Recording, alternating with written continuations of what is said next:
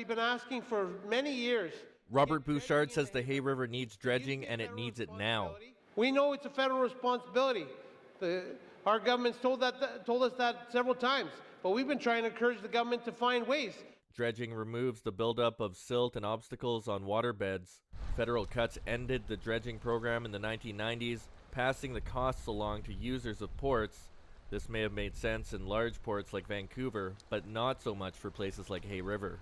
The Port of Hay River is a vital transportation link for the resupply of goods, services to communities along the Mackenzie River in the Western Arctic. Are somewhat collateral damage to that closing of that program. The transportation minister says there are meetings between his department and federal agencies, including the Coast Guard and DFO, but there's been no movement on the issue.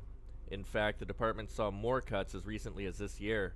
We did use some of that money at times to carry out spot dredging in the Port of Hay River, which has somewhat alleviated the program the problem over the years. Whitlock says there is $100 million being made available nationwide for small craft harbors. The territory is making efforts to tap into those funds.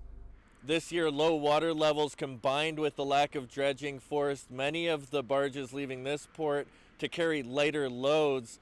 This may have contributed to the delays and cancellations of shipments up the Mackenzie River. Some of the NTCL vessels, when they're leaving the dock this year, they're actually dragging through the sand. But it's not only important to get boats in and out of the harbor, it also lessens the risk for people living around the port.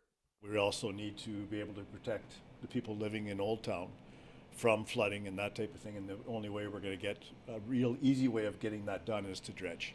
Beaulieu says he will ask to meet directly with the federal minister responsible. Jacob Barker, CBC News, Hay River.